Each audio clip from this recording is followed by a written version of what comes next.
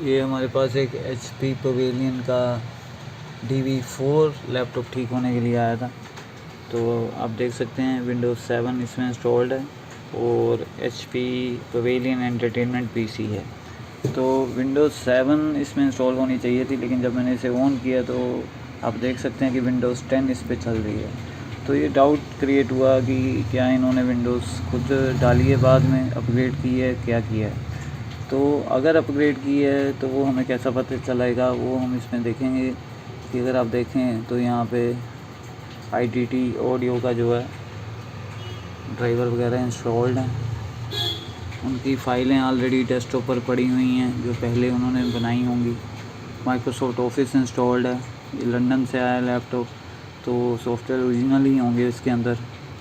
और उसके अलावा आप देख सकते हैं कि HP के सॉफ्टवेयर की यूटिलिटीज़ भी ऑलरेडी इंस्टॉल्ड हैं। तो अगर किसी ने इसमें विंडोज़ डाली होगी तो नेचुरली उसने दोबारा ये सब सॉफ्टवेयर्स वगैरह या ये फ़ाइलें वगैरह रखी होंगी डेस्कटॉप पर मुझे देखने पर ऐसा नहीं लगा इसमें कि भी, क्योंकि ये देखिए एक और एप्लीकेशन है स्टूडियो टेक्स्ट 2011।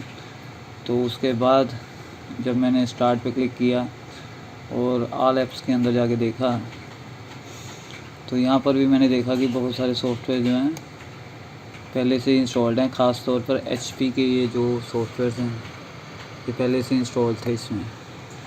तो भी मुझे ये पता करना था कि ये अपग्रेड हुई है विंडो या क्लीन इंस्टॉलेशन बाद में की गई है, क्योंकि ये लैपटॉप तो विंडोज़ 7 के साथ आया था।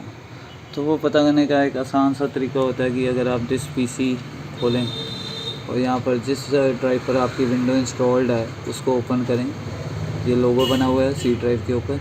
तो यहाँ पर अगर आपको विंडोज़ ओल्ड फोल्डर नज़र आ रहा है तो इसका मतलब ये है कि ये कोई विंडोज़ 7 से जो है विंडो 10 में अपग्रेड हुई है विंडोज़। तो अगर आप इस फोल्डर को खोलें तो इसमें आपको जो विंडो आपकी 7 थी उसका प्रोफाइल फ़ोल्डर दिखेगा जो बना हुआ था पहले। इसमें से उन्होंने मेरे ख्याल डाटा उठा लिया है, या विंडो अपग्रेड होते वक्त अपने आप जो डाटा उठकर जो है यूज़र माई वाले फ़ोल्डर में आ गया।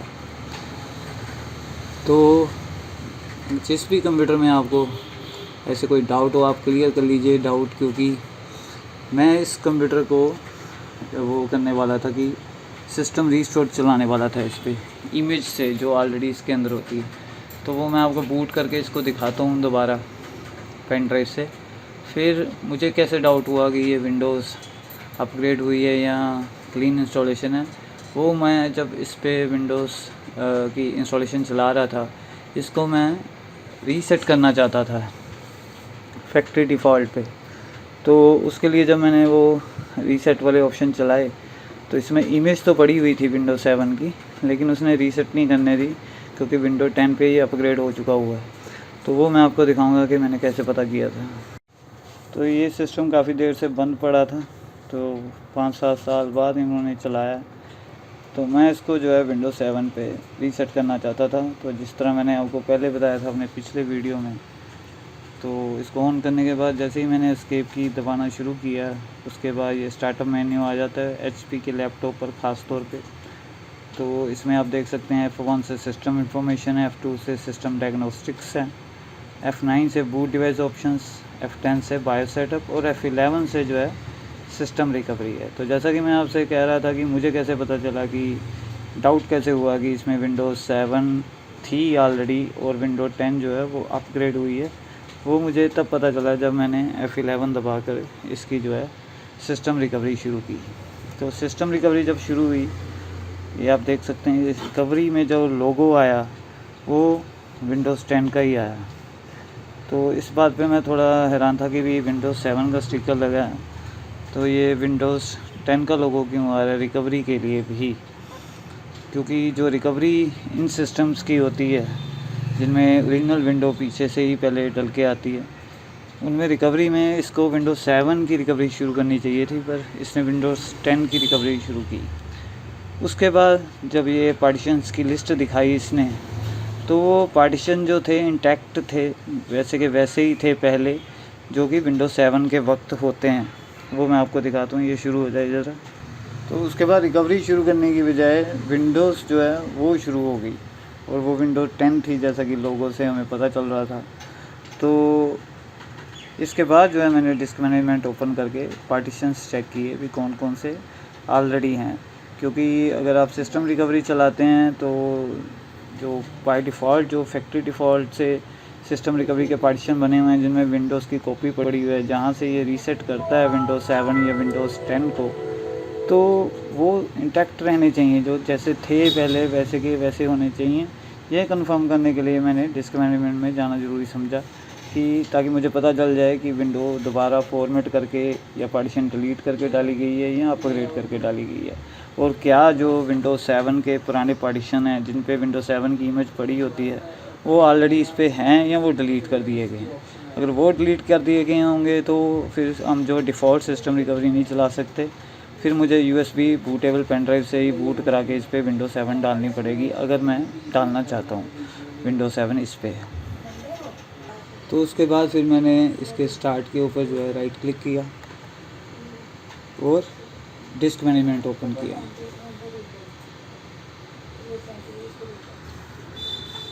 तो फिर जब डिस्क मैनेजमेंट ओपन हुआ तो मैंने देखा कि एक डी ड्राइव रिकवरी का पार्टीशन था 15.45 GB का, और एक HP टूल्स का भी था 103 MB का, और सी ड्राइव थी 282 GB की, और एक सिस्टम पार्टीशन था 200 MB का।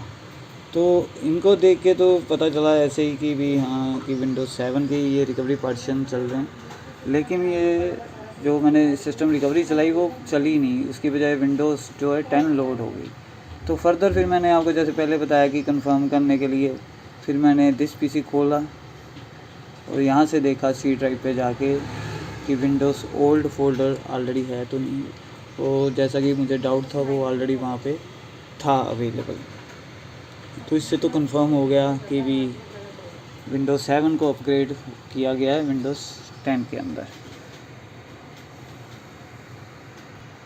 तो कहने का मतलब ये है कि अगर मैं अब स्टार्ट आई दबा के इसकी विंडोज़ सेटिंग्स में जाऊं और यहाँ अपडेट एंड सिक्योरिटी पे क्लिक करूं तो आप देख सकते हैं ये नेक्स्ट डाउनलोड अपडेट करने वाला है। तो अभी ये तो काफ़ी देर से अपग्रेड हो चुका हुआ है, नहीं तो हम यहाँ से जो है हमें 30 दिनों के भीतर जो है विंडोज़ 7 पर वापस जाने का भी ऑप्शन जो है नज़र आता है।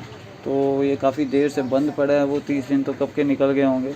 तो अभी हम जो है इसको डाउनग्रेड नहीं कर सकते विंडोज़ 7 में, तो हमारे पास अभी एक ही ऑप्शन है कि इस पर हम क्लीन इंस्टॉलेशन विंडोज़ की कर सकते हैं। तो यही बस बताने के लिए आपको मैंने ये वीडियो बनाया था।